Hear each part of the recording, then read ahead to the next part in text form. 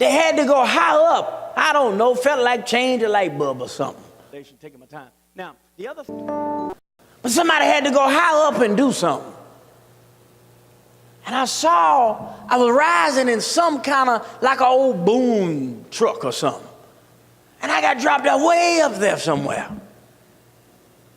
And then I could just see the people saying, come on down here, jump on down here. And I said, oh Lord, I'm up so high, I cannot jump down.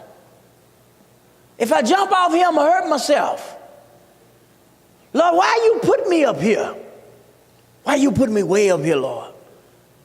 If I wanted to leave way up here.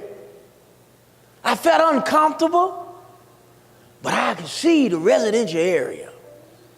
Felt I was supposed to be down in the residential area, but I don't know how I really got up here, and I know I can't jump down. Then there was a window open, a light came on, there was a man in the room. I said, I can ask that man if I could walk through his house and take the elevator down. And the man obliged. Listen to me now. God will show you some peculiar things. I woke up, I told my wife, man, something about that. God showed me something. And I halfway asleep, I didn't figure it out. He said he seated us high above all authorities. We seated with Christ in heavenly places. So Paul, when I said I wasn't going to talk about Paul long, didn't I? Oh, boy, I'm trying. Look here, am I blessing you? Am I helping you?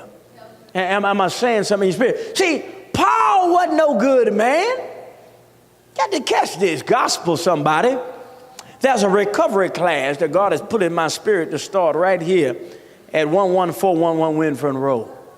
To bring people out of their addictions, out of their shackles, and help them walk in the reality of a renewed life. Paul was in recovery, man. Paul was in rehabilitation. Paul was learning to walk the sober spiritual life. He was a downright fool. He was a spiritual drunk. The things that he would do, he would kill Christians.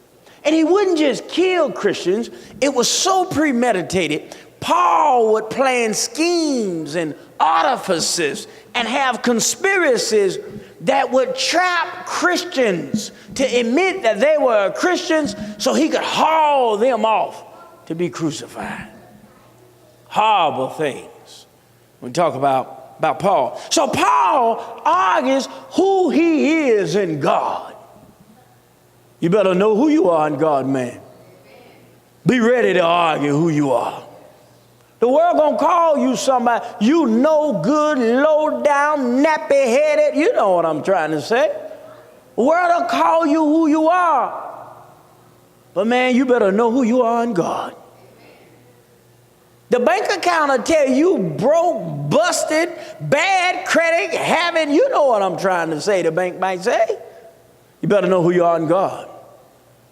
Neighbor might not like you. You better know who you are in God. Church house might not appreciate you. You better know who you are in God. And Paul said, I know who I be in Christ.